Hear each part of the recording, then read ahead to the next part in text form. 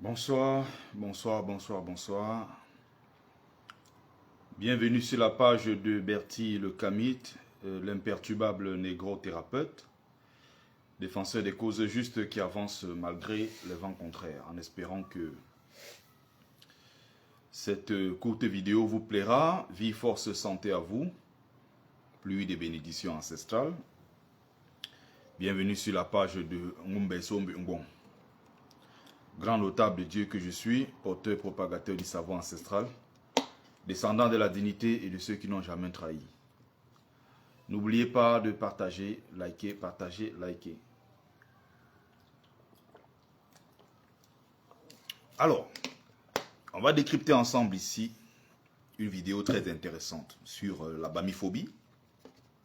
Parce qu'au Cameroun, il faut éviter de distraire les gens avec les mots comme tribalisme, non. Au Cameroun, quand on dit tribalisme, tribalisme est synonyme de bamiphobie en fait. Parce qu'il y a une population qui est très souvent ciblée. Ce sont les Bamileke. Voilà la cible.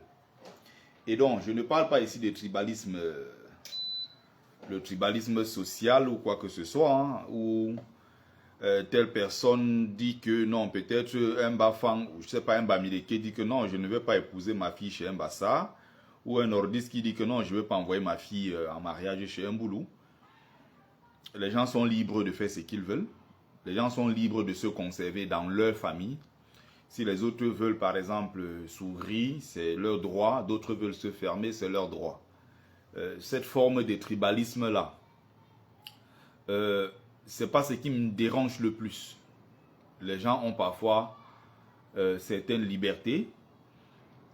On aurait souhaité, donc l'idéal c'est qu'on s'ouvre à tout le monde de telle manière que si quelqu'un veut se marier, que les gens ne soient pas empêchés de se marier à cause des barrières tribales, à cause des barrières religieuses. Ce qu'on souhaiterait c'est quoi? C'est que en toute liberté, si les gens vont se marier, voilà, qu'il n'y ait pas de barrière. Ça c'est l'idéal. Mais chaque famille est libre. Il y a par exemple des familles qui sont conservatrices. Moi j'ai fait le Maroc. À l'époque, j'ai connu des femmes marocaines qui étaient très intéressées par certains d'entre nous, africains. Nous, on était en transit au Maroc, qui disaient non, je l'aime, je veux me marier avec lui, je veux faire ma vie avec lui, c'est africain et tout. Mais non, les familles disaient très clairement, nous ne voulons pas le métissage dans notre famille. Nous voulons nous conserver tels que nous sommes. Il y a des familles blanches qui ne veulent pas de métissage. Il y a aussi des familles noires qui ne veulent pas rentrer dans ça. Il y a, je ne sais pas, tout ce que vous voulez. Vous avez des Asiatiques ici, des Chinois. Moi, je suis en France, j'ai jamais vu de mariage entre un Français ou un Congolais et une fille du Sri Lanka, du Pakistan ou indienne. Les gens font ce qu'ils ont à faire. Ça, c'est pas ce qui me dérange le plus. Pour une raison ou pour une autre, les gens peuvent choisir de rester entre eux. C'est comme si tu prends partout en pays bamileke, en pays bassa, en pays sawa en général, au Grand Nord, vous avez des gens qui parfois sont même voisins de village, mais qui ne veulent pas se marier dans le village voisin parce qu'il y a eu telle ou telle chose à l'époque. Ce n'est pas ce qui me dérange le plus. Ce qui est suicidaire pour un pays, ce qui est très dérangeant pour un pays, c'est le tribalisme d'État. C'est-à-dire qu'on fait de la chose publique une chose d'un village. On prend 70 à 80% des postes de l'administration, on remet ça au boulot. Et dès que tu critiques ça, on dit que tu es tribaliste. Vous voyez? C'est cette propagande-là en miroir. Ça dit que vous avez d'abord des gens eux-mêmes qui sont tribalistes. Ce sont des haineux. Et quand ils te voient poser un acte qui va à l'encontre, ou du moins tu dénonces ce qu'il fait, il se presse lui de te traiter de tribaliste. Parce qu'il sait qu'on va finir par arriver sur lui-même le tribaliste. Donc, ce n'est pas normal que dans un pays, depuis 44 ans, Biya est là, et à tous les postes clés de l'administration, les ministres, les directeurs, les CECI, les directeurs des entreprises publiques, aéroports du Cameroun, les ports du Cameroun, les CECI, non, c'est toujours les noms Ndongo, vous entendez toujours les Ngono, les Awana, vous entendez quoi, les Onana, vous avez les mêmes noms, les mêmes qui reviennent, avec les mêmes privilèges. Ça fait 44 ans que ça dure. Alice, comme notre maman, elle en parlait encore l'autre jour, sur le plateau du tribaliste, la Dipita Tongo. C'est les mêmes. Mais attendez, vous parlez de quelle unité nationale? Qu'est-ce que Biya fait de l'unité nationale? C'est donc ça qu'on va aborder ici avec la question en pays Bamileke, où vous avez un consortium de 5 Bamileke qui se sont mis ensemble et qui ont sorti des fonds de 138 milliards pour racheter Sosucam. Et Sosucam ici, c'est la société des Blancs et des Français, dans notre propre pays. Ils veulent donc laisser pour partir, il faut donc vendre des fonds. Les Camerounais veulent acheter. Des frères camerounais s'engagent à acheter. Et comme par hasard, rétropédalage, on rejette leur dossier. Et avant ça, il y avait d'abord eu un autre dossier où ils étaient revenus. Je crois que c'était l'aéroport, quelque chose comme ça. Ils ont dit non, on veut vendre. Quand ce sont les Bamileke qui se sont présentés, non, finalement, on ne vend plus. Voilà le problème dans notre pays. Voilà ce que je dénonce. La bamiphobie. J'en profite pour saluer le président Djamen. Vous l'encouragez pour ce qu'il fait sur les plateaux télé au Cameroun. Il n'hésite pas à porter la cause de Bamileke dignement, fièrement en tant que fils Bamileke. Il faut encourager ce genre d'initiative. C'est l'un des rares hommes politiques qui a le courage de le faire sur la place publique. Porter notre cause, porter la cause de son peuple. Sans avoir peur du qu'en dira-t-on. Donc, on partage les amis s'il vous plaît, on partage massivement, Donc, il n'y a pas que ça. Il y a eu tellement de cas dans notre pays. Le travail de sensibilisation que je fais, c'est pour que nos jeunes-là qui sont en train de grandir, grandissent avec une nouvelle mentalité. C'est pour que ces jeunes-là grandissent en ayant confiance en eux en tant que fils Bamileke. C'est pour que ces jeunes Bamileke-là qui sont en train de grandir ne soient plus complexés. Comme nous autres, nous l'avons été dans l'enfance, mais ça c'était déjà vers les derniers moments avant la prise de conscience. Hein? Mais nos parents, c'était encore pire. Donc la génération Bamileke qui vient là, celle actuelle et celle qui va venir, doit être une génération décomplexée et qui doit travailler à s'imposer par la force du travail sur l'ensemble des 475 442 km². Il n'y a pas un seul mètre carré de territoire au Cameroun qui soit interdit aux Bamileke. Nous sommes légitimes. Nous sommes Camerounais, au même titre que les autres. Il n'y a pas de Camerounais de seconde zone. Et c'est justement ce qu'ils ont voulu faire de nous. Des Camerounais de seconde zone. Nos parents ont été génocidés. C'était pour les 475 442 km². Dans tout leur discours, c'était réunification du Cameroun et indépendance. Réunification et indépendance réelle. C'est pour ça que nos parents ont été massacrés.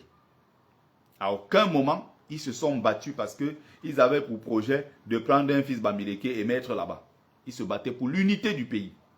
Ils se battaient pour la réunification de tout le Cameroun. De l'indépendance pour l'indépendance réelle. Ils ont été massacrés par centaines de milliers.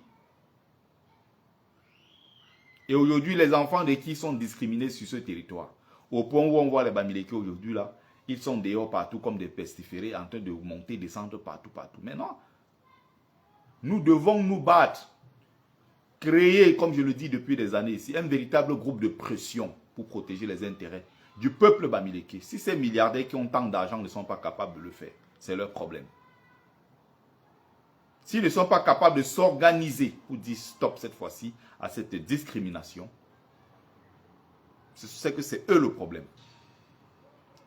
On ne peut pas marginaliser, discriminer comme ça, et on continue d'observer en tant que simple spectateur et tout ça, alors que il en va de notre avenir, de l'avenir de nos enfants. Je vois des gens aujourd'hui qui sont contents de dire qu'il y a un quartier Bamileke, il y a carrément un quartier Bamileke à Montréal au Canada. Ils sont contents de le dire. L'année dernière encore, il y a eu pratiquement 11 000 Camerounais qui sont partis. L'année d'avant, je crois, il y avait eu 15 000. Une autre, il y avait 12 000 en fait. Sur les 5-10 dernières années, on a pratiquement 100 000 Camerounais qui sont partis au Canada. 100 000. C'est inquiétant. Et dites-vous que sur ces 100 000 Camerounais qui partent au Canada, 80% sont Bamileke.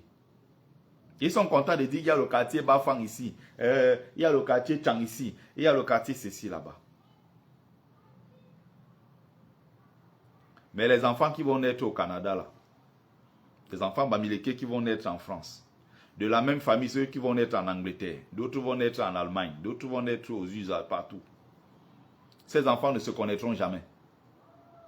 Ces enfants ne vont pas avoir grand-chose en commun en dehors du sang.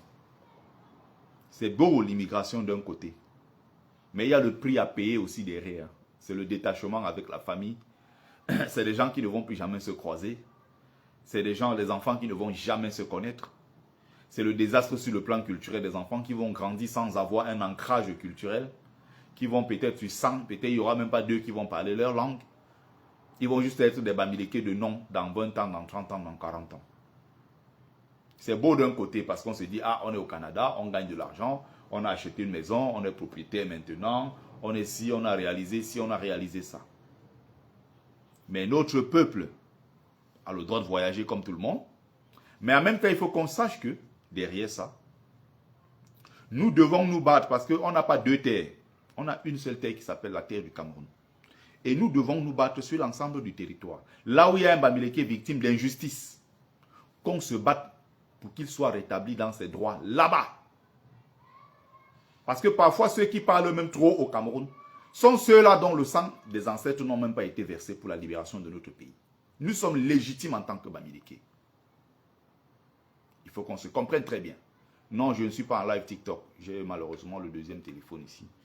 Donc, j'explique tout ça pourquoi. Pour qu'on se comprenne très bien. Nous sommes légitimes, je dis bien, sur l'ensemble du territoire. Et le mal que ce système a fait ne doit pas perdurer. Je lisais tout à l'heure,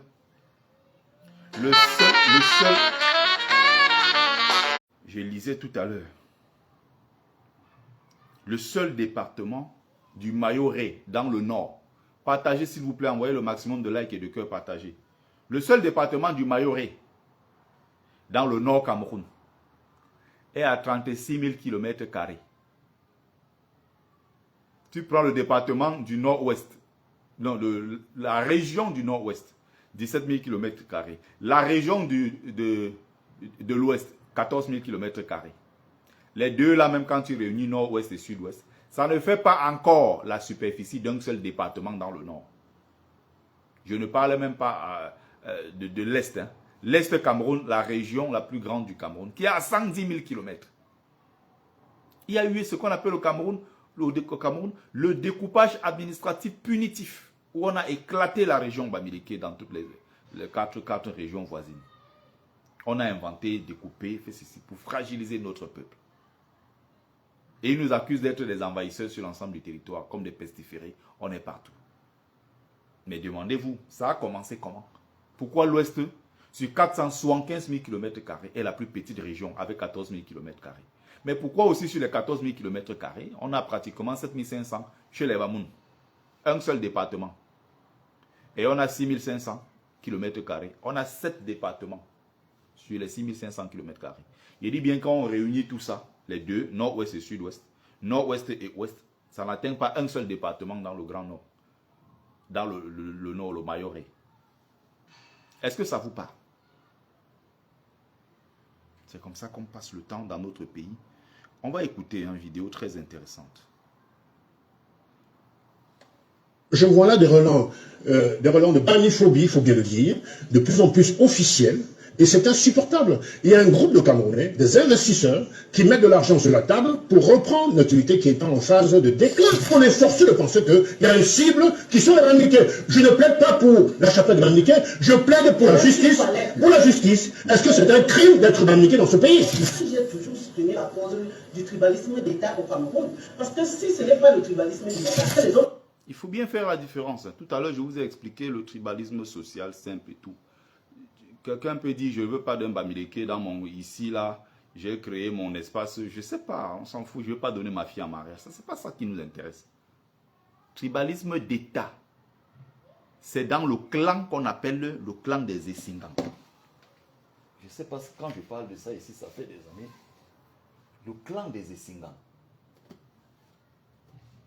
Et c'est le clan des Essingans à présent qui est au laboratoire en train de travailler pour que Franck Biya remplace son père. C'est ce clan-là des Essingam. J'insiste sur ça pour que les gens comprennent. Il y a une nébuleuse au Cameroun qui s'appelle le clan des Essingam.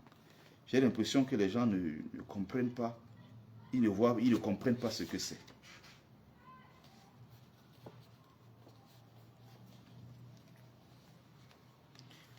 On est ici, là, les révélations de Jean Fauchivé, n'est-ce pas? J'aime bien lire cette partie pour que les gens comprennent. C'est ce qu'on appelle le deep state. On a un état dans l'état qui s'appelle le clan des Essingam. Et c'est ce clan des Essingam qui prend les décisions au Cameroun. Là, ils sont au laboratoire en train de travailler. Ils ont choisi un candidat qui s'appelle Franck Biya. Le Cameroun doit être une dynastie. Et la France est derrière en train de piloter. Et les Fangbeti Boulou, en général, si tu prends les 3 régions, Fangbeti Boulou, ils sont d'accord entre eux là-bas pour qu'après Biya, ce soit Biya. Même s'ils font semblant, en vous disant qu'ils, pour certains qui font semblant en vous disant qu'ils combattent le régime. S'ils sont 100, il n'y a pas 10, il n'y a pas 15 qui sont pour que Biya parte. Ou alors, même si Biya part, on doit remplacer par quelqu'un de chez eux pour qu'il continue de profiter des avantages liés, n'est-ce pas, à ce gouvernement, à l'État en place. La capitale, c'est chez eux. Ils estiment qu'ils sont plus camerounais que les autres. Ce sont eux qui détiennent l'acte de naissance du Cameroun. Et les autres sont des Camerounais de seconde zone. Et surtout pas le Bamileke, président du Cameroun. À partir de Yaoundé. Surtout pas diriger le Cameroun à partir de Yaoundé en tant que Bamileke. Pour eux, c'est l'inacceptable. C'est l'impardonnable. Les mêmes que vous avez vus au Cameroun ne se sont jamais levés contre le pouvoir en place. C'est ce jour-là que vous allez voir un autre visage. Regardez récemment, le président Tiroma a gagné les élections. Vous avez vu qui là-bas s'est levé? Le centre, le sud et l'est. Vous avez vu quelle population locale là-bas se lever, dit « Nous allons combattre Biya, trop c'est trop, il doit partir. » Personne. Vous pouvez vous embrouiller comme vous vous embrouillez. Eux, ils sont dans l'entre-soi. L'État, c'est leur affaire. Et écoutez bien, on est ici à la page 136. Les dessous du coup d'État. Bon, on va faire, voilà. Il fallait trouver un moyen pour éliminer politiquement et physiquement M. Ahidjo et affaiblir les hommes politiques du Nord. Ça, c'est comme ça, là, le clan des Essingam qui est en train de faire son boulot. Tout ce programme n'était pas facile à exécuter, d'autant moins que l'armée camerounaise, surtout la garde républicaine, était entre leurs mains, c'est-à-dire entre les gens du Nord. La fonction publique, elle aussi, d'importants postes de commandement, elle aussi, regorgeait de jeunes administrateurs civils de la même province et qui occupaient d'importants postes de commandement. Il fallait déraciner tout ce que les nordistes au pouvoir depuis 30 ans avaient implanté. On partage, s'il vous plaît. On partage, on met le maximum de likes, le maximum de cœur. Il faut noter en passant que tout ceci n'était pas pensé dans le seul but d'asseoir le pouvoir de M. Biya, mais pour implanter l'autorité, le pouvoir et la suprématie de la tribu Beti.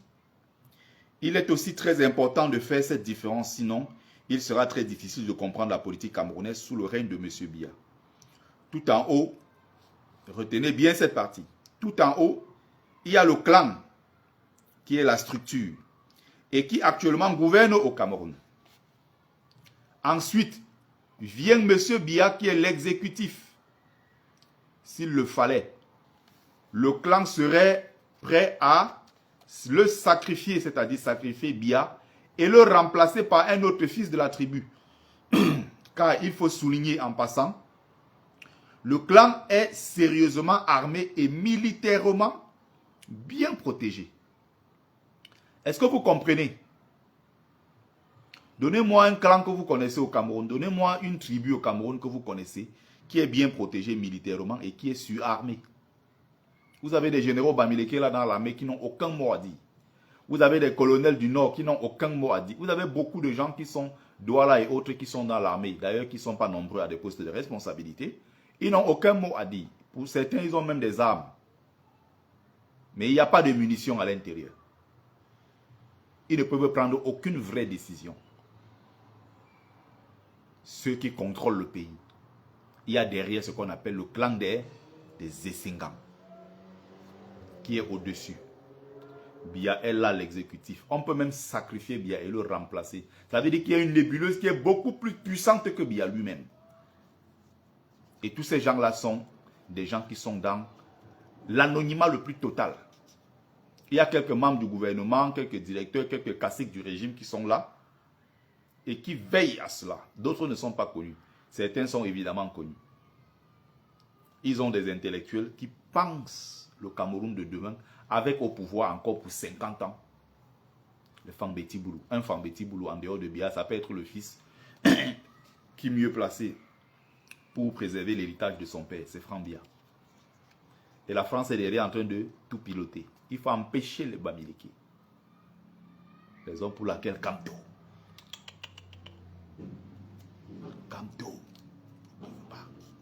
Il faut un forcing dans ce pays. Ils ne pourront en aucun cas. J'espère que vous avez bien entendu cette parole et écoutez, bien même. Non, je dois recommencer parce que je crois que les Bamileke en tomate, sans caleçon qui s'agitent là, je crois qu'ils ne comprennent pas ce qui se passe au fond. C'est pour ça que je fais ce travail. Il y en a qui ne m'aiment pas. Ils ont dit, ouais, l'affaire de All Bamileke Convention, c'est vrai, il a raison, mais je ne voulais pas que ce soit Bertie le Kamit. Ce gars-là, je le déteste. Je n'aime pas sa tête. Le problème, ce n'est pas ma tête. Je fais un travail pour ceux qui veulent prendre conscience. Si vous avez déjà compris, c'est votre problème. Si vous n'avez pas encore compris, vous me détestez, vous êtes dans votre haine, ça c'est votre droit. Je ne suis pas là pour me faire aimer. Mes ancêtres m'aiment déjà beaucoup. C'est pour ça qu'ils me bénissent tous les jours. Malgré tout, je suis toujours rayonnant, je brille toujours. Mon berceau que je suis à la bénédiction et la protection des ancêtres méritants. C'est pour ça que je trouve toujours beaucoup d'énergie et beaucoup de force pour faire ce travail.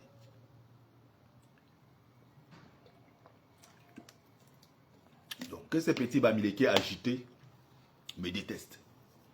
Mais qu'ils comprennent le fond du travail que je suis en train de mener. Il faut noter en passant que tout ceci n'était pas pensé dans le seul but d'asseoir le pouvoir de M. Biya, mais pour implanter l'autorité, le pouvoir et la suprématie de la tribu Beti. Il est aussi très important de faire cette différence, sinon il sera très difficile de comprendre la politique camerounaise sous le règne de M. Biya. Tout en haut, il y a le clan qui est la structure et qui actuellement gouverne au Cameroun. Ensuite vient M. Biya qui est l'exécutif. S'il le fallait, le clan serait prêt à le sacrifier et le remplacer par un autre fils de la tribu. Car il faut souligner en passant, le clan est sérieusement armé et militairement bien protégé. Est-ce que vous avez compris? Voilà. Celui qui écrit ça, c'est le camarade de classe. Hein. Il s'appelle Frédéric Fenkam. Il a fréquenté avec Kamto. Voilà. On va donc continuer maintenant avec le président Djamen. On mit leur barrière pour pouvoir le 139 milliards. Et chacun devrait pouvoir mettre le sien. Il y a eu un dossier concurrent pour qu'ils ne choisissent pas ce dossier-là et laisser les autres. Vous tuez le moineau pour jeter sa peau. On prend chez les Camerounais pour donner aux Chinois. Vous avez cité les domaines de souveraineté. L'eau minérale que nous buvons. C'est un Bamileke qui avait commencé à mettre sur pied une eau qui je ne sais pas ici. Mais aujourd'hui, c'est les Libanais qui contrôlent. Avec votre permission, Sylvain, je voudrais ici dénoncer un scandale qui se passe du côté de Yaoundé, en tout cas du côté du sud et du centre, concernant la reprise de Sosuka. De quoi s'agit-il? Il y a un groupe français, Castel, qui à travers sa fille Sombia a décidé de partir. C'est son droit le plus naturel. Donc dans ce cas-là, il sépare. Et finalement, il y a eu un repreneur, une consortium de 5 Camerounais ou 6 Camerounais qui ont décidé de reprendre Sosuka, qui est une vieille entité qui avait été créée à l'époque dans les années 60. Le problème, c'est que ce sont les Bamileke. Et il faut donc casser le pied des Bamileke. On retire les contrats aux Bamileke, on donne aux Chinois, aux Libanais, aux Français, aux Chinois, aux Américains, tous ceux qui viennent au Cameroun se chercher. Les enfants Bamileke eux-mêmes, on barre la voie. 138 milliards qu'on a mis sur la table. Comme c'est une consortium de Bamileke, on a dit non, on ne vous donne pas. Parce que d'après eux, il faut préserver les équilibres. Mais les mêmes gens ont retiré les contrats aux Camerounais, ils ont remis aux étrangers. À quoi maintenant, là vous allez à Douala, ils sont en train de retirer des contrats. Les Bamileke qui étaient des propriétaires, qui avaient des boutiques et autres, sont redevenus les vendeurs au bord de la rue, pendant qu'on a remis des contrats aux Chinois. Allez dans le domaine des mines, vous voyez comment le pays est siphonné, tout le sous-sol est siphonné par des étrangers. Et il y a des Bamileke compétents dans le domaine qui veulent investir, qui veulent transformer. On refuse.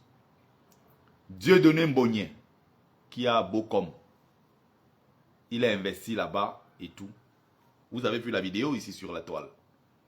Où il est candidat, il postule, on rejette son dossier.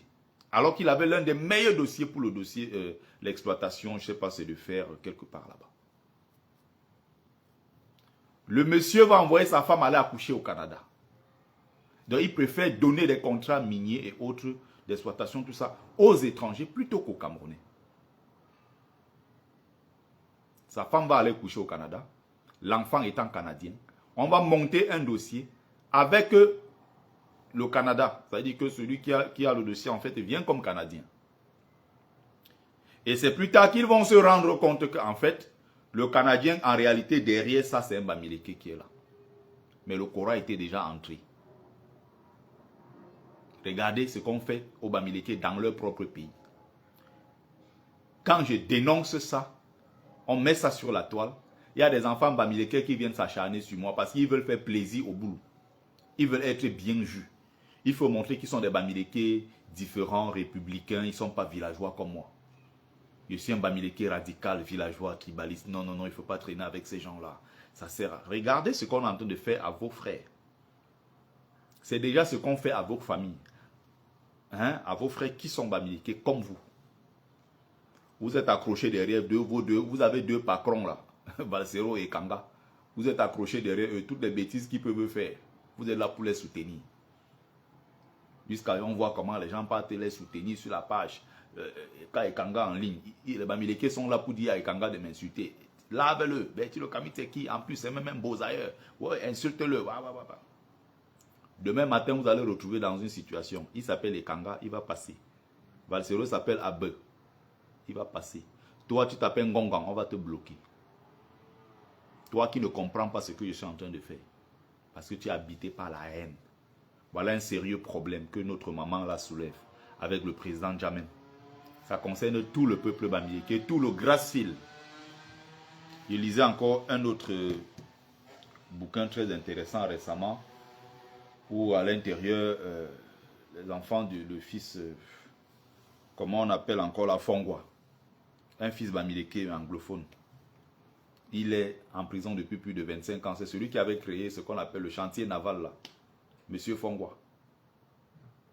Allez ouvrir le dossier Fongwa. Vous avez mal. Quelqu'un qui a fait son travail. Un matin, on vient dire non. On le prend, on le jette en prison. Vous comprenez? Il faut casser les pieds aux nôtres. Bamileke, inconscient. Est-ce que vous comprenez ce qui se passe? C'est la même porte qu'on va fermer demain à tes enfants. Passe ton temps à te moquer de N'Djamène. Passe ton temps à te moquer de moi. 70 par le président Aïdjo. Alors, ce consortium de Camerounais a mis sur la table 138 milliards. Et donc l'affaire était bouclée, le contrat était pratiquement signé, et tout d'un coup, la primature au courant décide de suspendre, pour des raisons assez énigmatiques, et pour moi qui me paraissent tout à fait scandaleuses. On parle du tribalisme dans cette affaire. Justement, parce que pour que vous gardiez, justement, on traitera ce sujet, on annonce le refus de la prise en main de cette entité par la communauté bamileke. Alors justement, j'y arrive justement, parce que le motif qui a été avancé par le communiqué de M. Ebounet, qui est le chef de cabinet. Bonjour à toi aussi. Et oui, voilà le sort qui est réservé aux Bamileke. N'oubliez pas l'affaire de l'hôtel A4. Quand Kadji de Fosso refuse d'entrer dans les affaires du RDPC et autres, on prend deux boulots. On fabrique deux fausses pièces d'identité en tant que Camerounais Bamileke avec des noms Bamileke. Ils vont venir entrer dans l'hôtel, ils vont monter au deuxième étage, ils vont mettre du feu, ils vont sauter par là, ils vont fuir. La foule va se battre à rattraper les deux, mais on va finalement tomber sur un.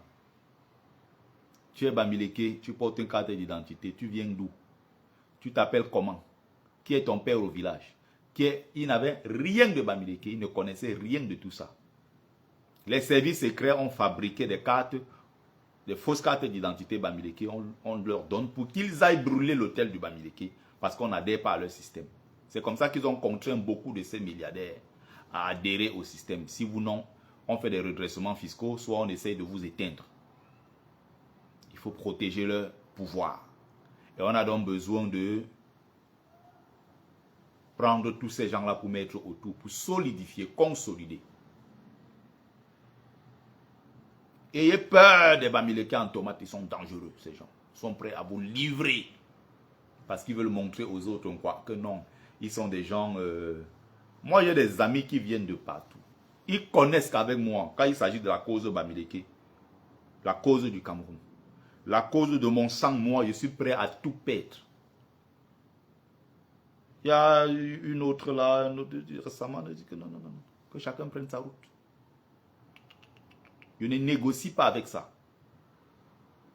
Je ne négocie pas avec ça. Oui, le cas de Safak Jonas est connu, il s'appelle Blaise Atangana. C'est des gens qui prennent des noms comme ça, là, juste, ils sont là, ils font semblant, ils disent qu'il est Tchang. On te demande, tu es Tchang d'où? Ton père c'était qui? Tu venais de quel village? Il ne connaît pas, il ne peut rien t'expliquer, il dit seulement qu'il est Tchang. C'est comme ça qu'il fonctionne.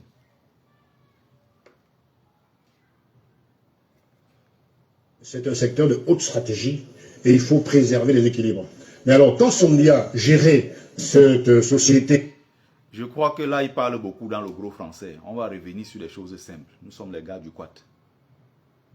Quand il dit qu'il faut préserver les équilibres, c'est quoi les équilibres? Si tu retires des marchés à tes propres frais pour donner aux Français, aux Canadiens, en quoi ça préserve les équilibres? Les équilibres, ici, il faut bien préciser, les équilibres tribaux. Une façon de dire que les Bamileke ont déjà beaucoup d'argent, ils sont déjà dans l'économie. Si on leur donne encore Sosucam, 138 milliards et tout, on leur donne encore Sosucam, ça va rendre les autres Camerounais jaloux. Les autres Camerounais sous-entendus qui n'ont rien. Ça va les rendre jaloux.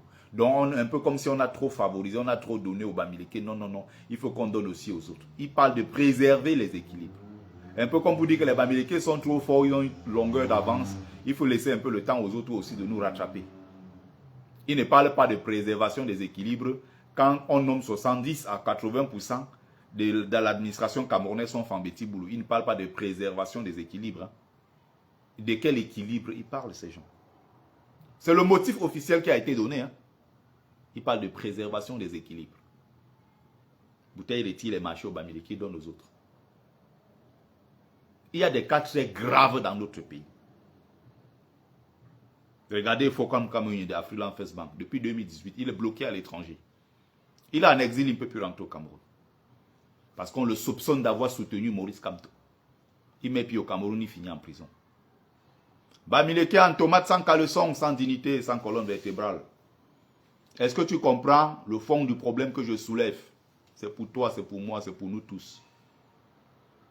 Détestez-moi, traitez-moi de tribaliste, vos petits mots que vous agitez là, ça ne fait peur à personne. Surtout pas moi. Vos petits mots là, les petits mots, on est frais.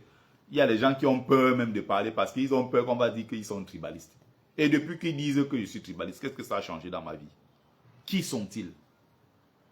La vérité est là. Voilà les faits. Les faits sont là. Les faits sont clairs. Les faits sont évidents. Voilà ça devant nous.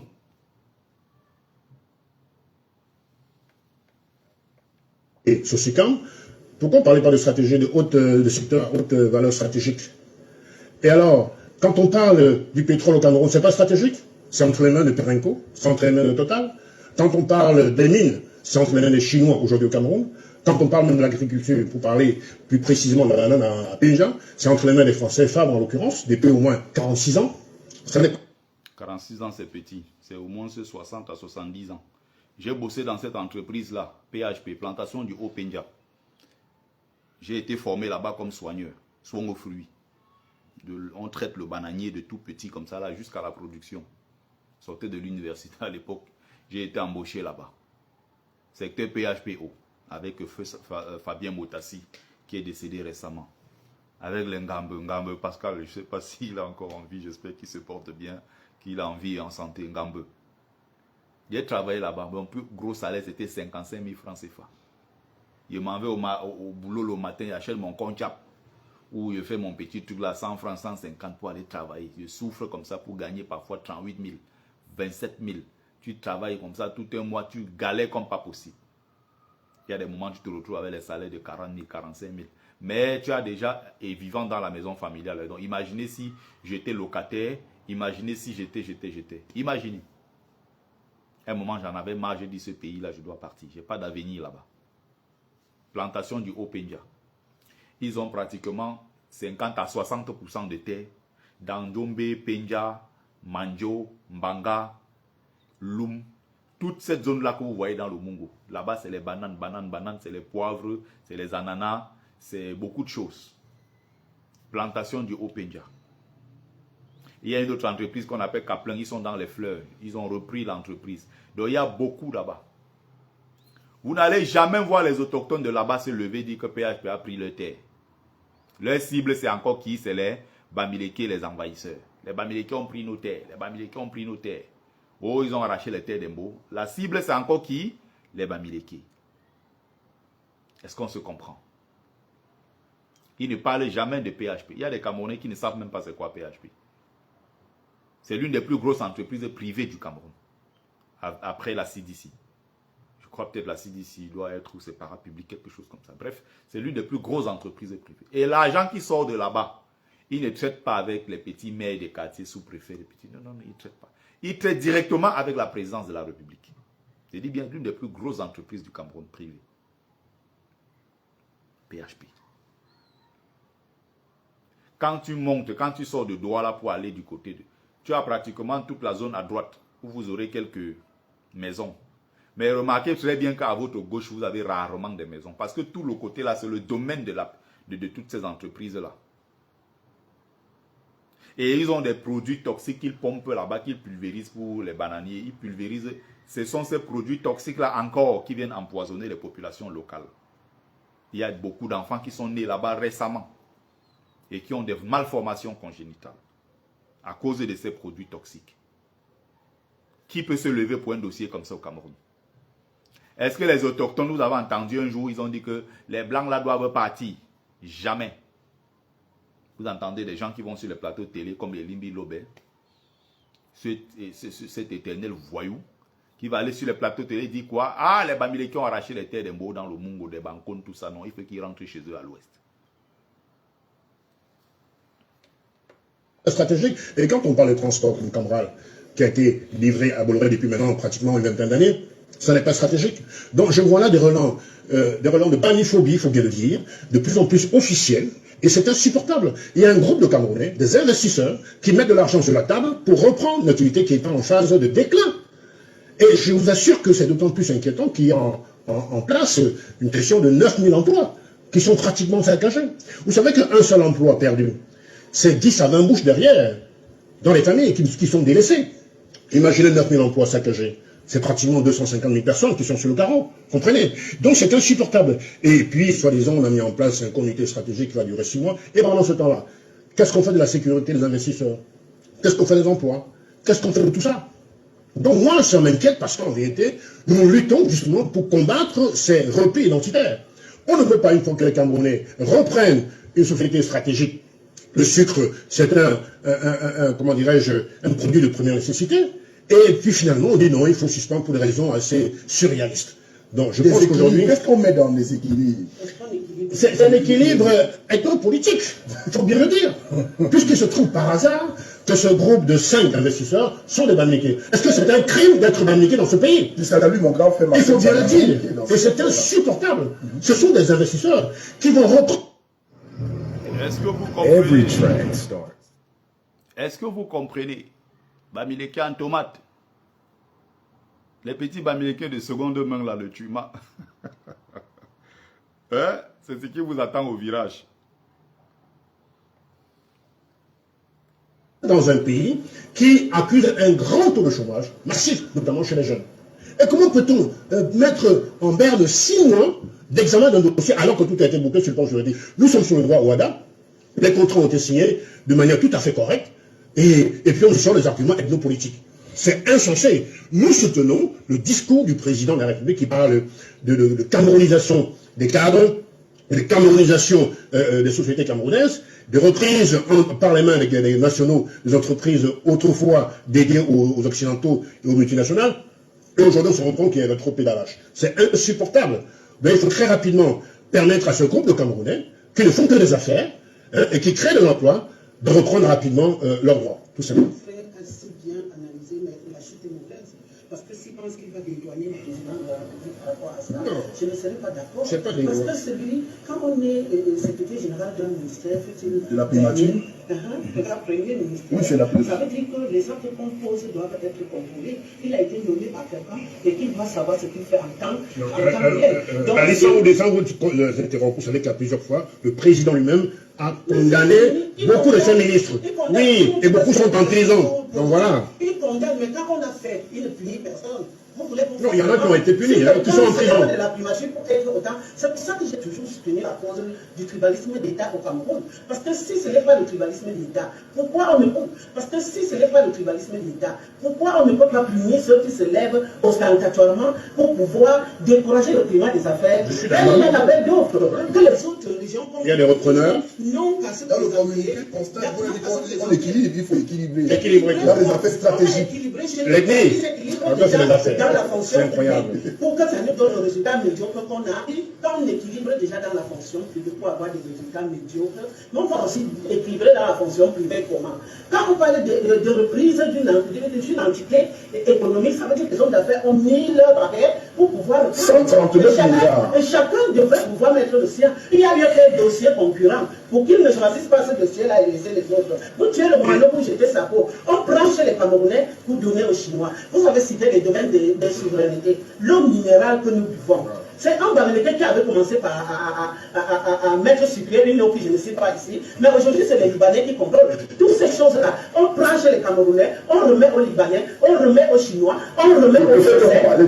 Alors même que dans les années 70, le président Aïtou avait fait partie des Indo-Pakistanais pour faire des hommes d'affaires des Camerounais.